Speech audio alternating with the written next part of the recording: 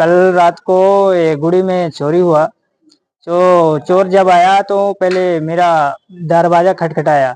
दरवाज़ा खटखटाने के बाद मेरा बाहर से गेट लॉक कर दिया। जब गेट लॉक करके आया तो हुंडी तोड़ने लगा। जब हुंडी तोड़ा फिर सबको मैं कॉल किया। जो इधर का अयप्पा स्वामी का सेवक है उसको कॉल किया, कॉल नहीं उठाया। तो एक कृष्णा नाम का एक व्यक्ति कॉल उठाया। कॉल उठाने के बाद वो रिप्लाई दिया। रिप्लाई के बाद पुलिस आया। पुलिस आने के बाद तब तक में वो चोर गया, हुंडी टूट गया। फिर उधर शिवालय में गया, शिवालय का हुंडी तोड़ा। फिर पैसा वैसा पूरा ले गया। तो पुलिस आया, उसमें बात हुआ क्या कैसे हुआ, फिर वो जैसा हुआ बस इतना।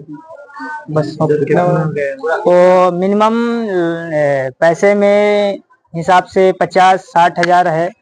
और वो थैले में पैसा ले गया। స్వామి శరణమయ్య. సుప్రసిద్ధమైనటువంటి ఆలయం శ్రీ నవనాథ సిద్ధేశ్వర స్వామి ఆలయం. ఈ ఆలయంలో నిన్న రోజు రాత్రి అంటే ఇక్కడ ఆలయంలో దొంగలు పడడం జరిగింది.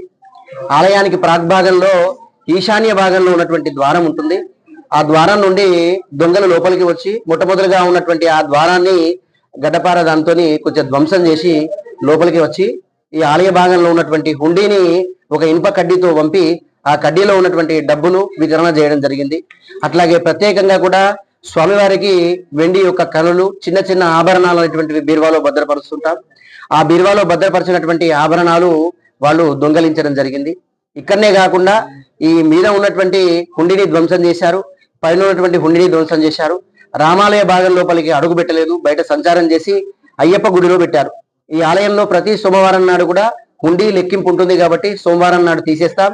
సోమవారం నుంచి మళ్ళీ సోమవారం వరకు భక్తులు వచ్చినటువంటి అందులో హుండీలో వచ్చేటువంటి కానులకు అలాగే ఉంచుతాం. సుమారుగా వెండి ఆభరణాలతో పాటు కొద్దిపాటి వెండి ఆభరణాలు, దానితో పాటుగా హుండీలో ఉన్నటువంటి డబ్బులు సుమారుగా 15 నుంచి 20 వేల వరకు ఈ శివాలయ భాగంలో ఉన్నటువంటి డబ్బులు దొంగలించడం జరిగింది. అటువంటిదే కాకుండా పైన భాగంలో ఉన్నటువంటి అయ్యప్ప స్వామి ఆలయం ఉంది. ఆ ఆలయంలో ఉన్నటువంటి ఆలయాన్ని కూడా అక్కడ ఉన్నటువంటి గేటును తీసి ఆలయంలో ఉన్నటువంటి ఇనుప కడ్డీతో హుండీని ధ్వంసం చేయడం జరిగింది.